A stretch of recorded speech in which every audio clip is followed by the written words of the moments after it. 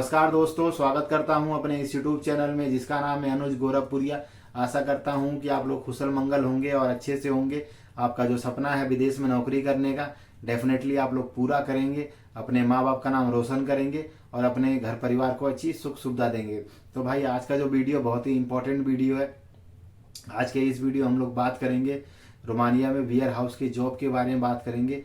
जो wear house का job किस प्रकार का होता है और कैसे हमें मतलब वहाँ पर काम ऑपरेट होता है, सैलरी कितनी मिलती है, ओवर टाइम कितना मिलता है, ओवरऑल हर एक चीज़ के बारे में हम लोग इस वीडियो में डिस्कस करेंगे। जो लोग भाई नए हैं मेरे चैनल में उनको मैं अपने बारे में बताता हूँ कि मेरा नाम है अनुज, मैं गोरखपुर उत्तर प्रदेश से हूँ और अभी यूरोप रोमानिया में जॉब कर रहा हूँ। अगर आप लोग नए हैं चैनल में तो प्लीज़ चैनल को सब्सक्राइब कीजिए और वीडियो को लाइक करिए। आपका एक लाइक और एक सब्सक्राइब मुझे ऐसी मोटिवेट करता रहेगा कि मैं फ्यूचर में ऐसी इन्फॉर्मेटिव वीडियो आप लोगों के लिए बना बना के सही समय पर देता रहूं, तो जिससे कि आप लोगों का जो सपना है आप लोग उसको पूरा कर सके।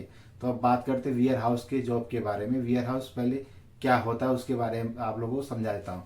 तो वियर हाउस एक ऐसी जगह होती है जहाँ पर भाई हर एक तरह के सामान को बल्क मात्रा में रखा जाता है। तो वो सामान भाई छोटा भी हो सकता है, बड़ा भी हो सकता है, लाइट भी हो सकता है, तो हैवी भी हो सकता है। तो अपने माइंड में ये सब क्लियर कर लीजिए कि अगर आप लोग वियर हाउस में काम करने के लिए आ रहे हैं तो आपकी जो प्रोफाइल है तो आपको भाई हर एक तरह के काम करने पड़ेंगे।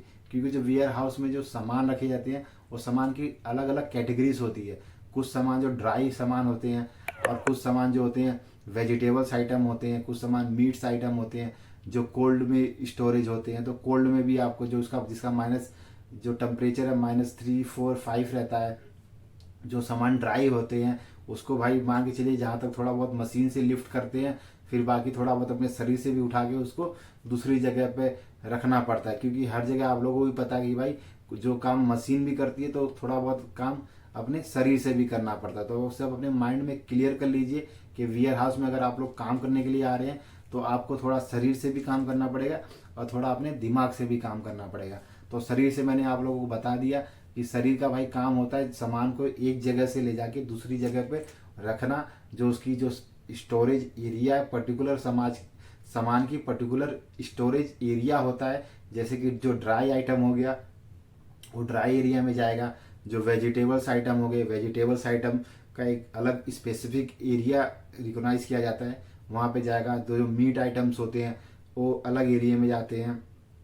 जो सी फूड आइटम्स हो गए सी फूड के अलग स्टोरेज होती है। देन जो क्लोथ के आइटम हो गए उसकी अलग होती है। देन जो फर्नीचर का आइटम्स हो गया, देन जो व्हीकल्स के हो गए जैसे पार्ट्स हो गए उनका अलग स्टोरेज होता है। देन कोल्ड आइटम्स के हो गए, इनकी कोल्ड में डीप में उसकी स्टोरेज होती है, तो उसके लिए अलग होता है। तो एक वेयर हाउस एक बहुत बड़े एरिया में फैला होता है जिसकी एक अलग अलग सेक्शन डिवाइड होते हैं। उनके काम करने के सबके अलग अलग पर्टिकुलर जॉब्स होती है। तो आपकी जॉब अगर किसी भी सेक्शन में लग रही है, सपोज दैट आपकी अगर ड्राई में लग रही है, आपकी अगर कोल्ड में लग रही है तो आपको कोल्ड में रहना पड़ेगा। जो कोल्ड का जो टेम्परेचर होता है -4 से लेके 5 तक का टेम्परेचर होता है। जो स्टोरिंग टेम्परेचर जो स्टैंडर्ड टेम्परेचर होता है कोल्ड आइटम को स्टोर करने के लिए।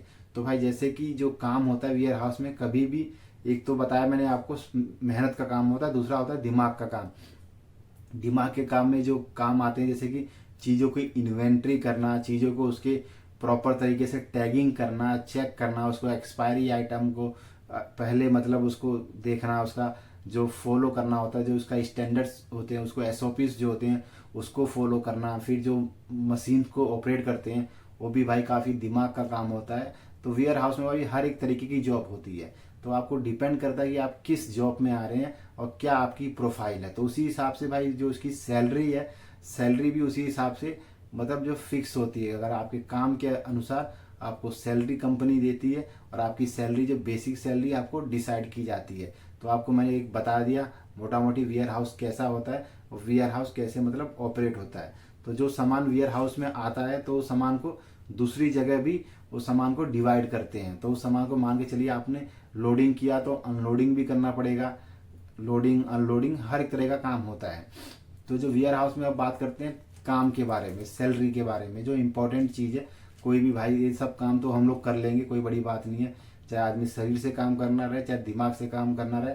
अगर आप लोग किसी भी यूरोप कंट्री में आना चाहते हैं तो आप लोगों को हर एक चीज़ का अपने यूज़ करना पड़ेगा, शरीर का भी और अपने दिमाग का भी। और जिस काम में आप लोग परफेक्ट रहेंगे वही आपको काम आगे फ्यूचर आपका भविष्य बनाएगा। तो अब बात करते हैं सैलरी की। तो वेयर हाउस की भाई सबसे सेफेस्ट जॉब होती है, क्योंकि मैंने जहाँ तक मेरा लोगों को देखा है जो वेयर हाउस में काम करने के लिए आते हैं, अच्छी खासी भाई इनकम कर लेते हैं ओवर टाइम मिला के। क्योंकि भाई जो वेयर हाउस होते हैं 24/7 ऑपरेट करते हैं वो लोग, क्योंकि भाई जो सामान का जो आदान प्रदान है दिन भर उनका चलता रहता है। कभी सामान इस सिटी में जाएगा, कभी सामान उस सिटी से आएगा जाएगा, तो ऐसे मतलब वो 24/7 अपलोड करते हैं। तो जो ड्यूटी आवर्स होती है यहाँ की 8 आवर्स की फिक्स ड्यूटी होती है वेयर हाउस में। 8 आवर्स के बाद जो ओवर टाइम होता है ओवर टाइम अलग से मिलता है। बट जो बेसिक सैलरी होती है वेयर हाउस की मिनिमम जो होती है 4,000 से लेके 5,000 के बीच में होती है।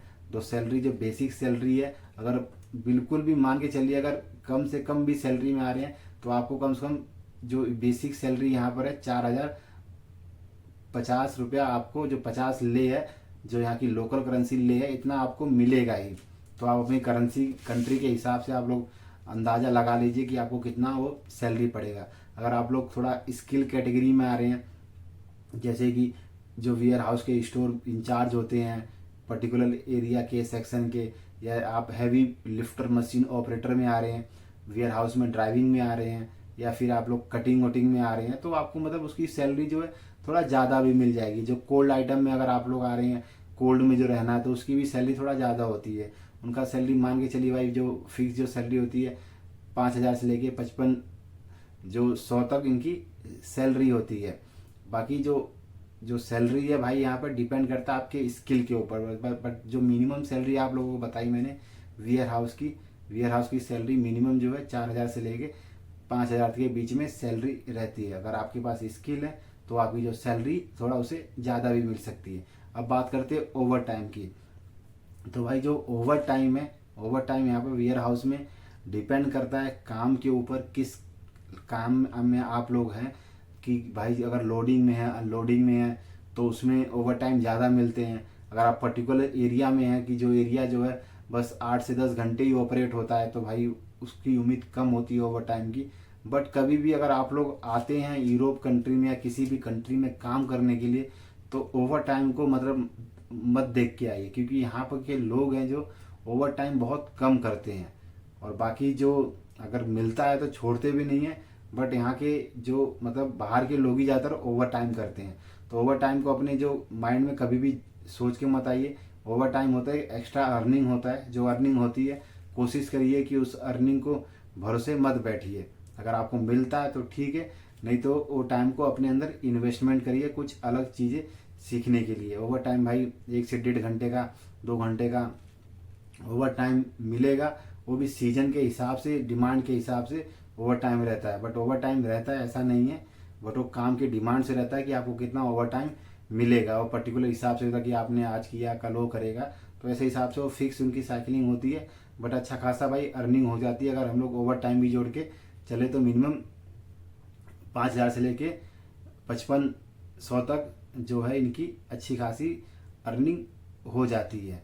अब बात करते हैं भाई अब फैसिलिटीज़ के बारे में, कंपनी क्या क्या फैसिलिटीज़ देती है जो वेयर हाउस में काम करते हैं।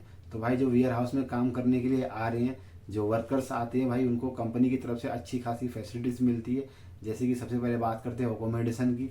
ओकोमोडेशन भाई जो वेयर हाउस में काम करने के लिए आ रहे हैं अच्छी खासी उनको जो है फैसिलिटीज़ ओकोमोडेशन में मिलती है। और ओकोमोडेशन जो होता है फर्स्ट क्लास ओकोमोडेशन होता है, जिसमें हर एक चीज़ की सुविधा होती है, खाना बनाने की, रहने की, प्रॉपर जो क्लीनिंग होती है, हर एक चीज़ मेंटेन, रूम मिलता है रहने के लिए, और उस रूम में हर एक चीज़ की फैसिलिटीज़ होती है। अब बात करते हैं ट्रांसपोर्ट की। तो भाई ट्रांसपोर्ट जो है कंपनी के द्वारा मिलता है, आना और जाना। आपका जो बस की टिकट और पास जो कंपनी बना के देती है। बाकी जगह जो मान लो अगर एक जगह बहुत जने रह रहे हैं तो उनको ड्रॉप और पिकअप होता है गाड़ी से। अब बात करते हैं मेडिकल के बारे में। तो भाई जो वेयर हाउस में काम करते हैं उनका काम भी आप लोगों को पता भाई, जो सामान को हर एक तरीके से प्रॉपर करना, हैवी सामान को भी लिफ्ट करना, छोटे मोटे बड़े आइटम्स हर तरह की सामान की टेक केयर करना। तो भाई उनका जो मेडिकल इंश्योरेंस होता है, मेडिकल टेक केयर भी अच्छी खासी कंपनी प्रोवाइड करती है। और काम को भी मतलब दौरान अगर कुछ होता है तो कंपनी उसकी पूरी जिम्मेवारी लेती है। बाकी मेडिकल इंश्योरेंस हो गया, मेडिकल फैसिलिटीज़ हो गया, आपको थोड़ा बहुत तबीयत ख़राब है या कुछ भी ख़राब है, तो उनके जो पर्टिकुलर हॉस्पिटल्स होते हैं, डॉक्टर्स होते हैं, उन पे वहाँ पे आप लोग जाके दिखा सकते हैं। अब बात करते हैं भाई ड्यूटी आवर्स की, कि ड्यूटी आवर्स जो है कितना होता है ओवर यहाँ पर वेयर हाउस के अंदर। तो भाई जो वेयर हाउस के अंदर जो ड्यूटी आवर्स होते हैं मिनिमम 8 से 9 घंटे की ड्यूटी आवर्स होती हैं, क्योंकि जो रोमानिया का जो नियम है भाई, यहाँ की गवर्नमेंट ने लॉ सेट किया हुआ है मिनिमम 40 आवर्स की ड्यूटी का। तो मिनिमम मान के चलिए अगर आप लोग अगर आ रहे हैं यहाँ पे तो 8 घंटे से लेकर 9 घंटे की ड्यूटी करेंगे आप लोग, और वीकली आपका 2 ऑफ रहता है। बट अगर ये सब अगर कंपनी के ऊपर डिपेंड करता है कि 9 घंटा भी कोई भी कंपनी बाहर के लोगों से करवाती है अंदर ही अंदर काम, बट ये रियलिटी है भाई, क्योंकि काफ़ी जगह मैंने देखा भी है 9 से 10 घंटा भी कंटिन्यू काम कराती है, क्योंकि बाहर के वर्कर्स पता उनको ये सब नहीं किसी से बोल पाएंगे, बट जो लोकल है मिनिमम जो है 8 घंटा ही करते हैं। फिर इसका फ़ायदा हमें मिलता है, वो 8 घंटा करते हैं तो हमें फिर उसका, हम लोग उनसे ज़्यादा करते हैं हमें फिर हमें उसका ओवर टाइम मिलता है। बाकी ओवरऑल जो मेरा प्रोस्पेक्टिव है, मैं आप लोगों को यही बोलूँगा कि वेयर हाउस में अगर आप लोग आ रहे हैं तो सबसे बेस्ट है जॉब। और यहाँ पर जो ये जॉब जो है सीजनल नहीं है, ये जो हमेशा हर टाइम चलने वाला जॉब है, जो आपको ठंडी सर्दी गर्मी बरसात आपको बराबर काम मिलेगा, और अच्छी आपको फैसिलिटीज़ मिलेगी, और अच्छी आपकी अर्निंग होगी। मेन होता है अर्निंग, आदमी को पैसा मिलना चाहिए। अगर किसी भी जगह जा रहा है कमाने के लिए, अपना घर बार छोड़ के अगर किसी भी जगह आ रहा है नई जगह काम करने के लिए, तो अर्निंग इम्पोर्टेंट होता है। बाकी जो आप लोगों को सैलरी बताई दी है मैंने, बेसिक सैलरी जो रोमानिया में है 4150 जो बेसिक सैलरी है यहाँ पे, बाकी ये बेसिक सैलरी मिलती है। इसके बाद थोड़ा बहुत कट हो गया किसी का तो वो 3500 3800 3700 मिनिमम इन हैंड आता है। बाकी जो कुछ कंपनी होती है जो कट नहीं करती है, अपना अलग से करती है, कुछ कंपनी से एक्स्ट्रा भी देती है, तो डिपेंड करता है। तो जब भी आप लोग किसी भी जॉब में आ रहे हैं, वेयर हाउस में आ रहे हैं, तो आप प्रॉपर जो सैलरी का जो स्ट्रक्चर है, प्रॉपर स्ट्रक्चर सैलरी का समझ के और उसके बाद अपना आगे का प्रोसेस जारी करिए। क्योंकि भाई ये सब मैं आपको जानकारी दे सकता हूँ, बट जो सैलरी जो है आपको जो ऑफर होती है आपके इंटरव्यू के हिसाब से एजेंट लोग कैसी सैलरी दिला रहे हैं, तो आपको अगर अच्छा लगता है मिनिमम कम से कम 70 से 80 हज़ार रुपये लगता है आपको कि ये मेरा बच जाएगा इतना, या उससे ऊपर मेरा बच जाएगा, तभी आप लोग, या ओवर टाइम मिला के उससे ज़्यादा हो जाएगा, तो आप लोग थोड़ा सोचिए और विचार के ही अपना हर एक चीज़ को डिसीज़न लीजिए। क्योंकि मैं अपने माध्यम से आप लोगों को इन्फॉर्मेशन दे सकता हूँ, बट जो आपका जो लाइफ है और आपकी डिसीज़न है, बस मैं इन सब चीज़ों को आपको ओपन रखना चाहता हूँ, हर एक चीज़ को, कि कभी भी किसी चीज़ की जल्दीबाजी मत करिए। प्रॉपर हर एक चीज़ की नॉलेज रखने के बाद, सैलरी बहुत इंपॉर्टेंट है, हर एक चीज़ देखने के बाद ही अपना आगे का स्टेप बढ़ाइए। आशा करता हूँ कि आप लोगों को ये वीडियो इन्फॉर्मेटिव लगा होगा, अच्छा लगा होगा। अच्छा लगा तो प्लीज़ चैनल को सब्सक्राइब कीजिए, लाइक कीजिए, और मिलते हैं दूसरे इन्फॉर्मेटिव वीडियो में। जब तक के लिए जय हिंद, जय भारत।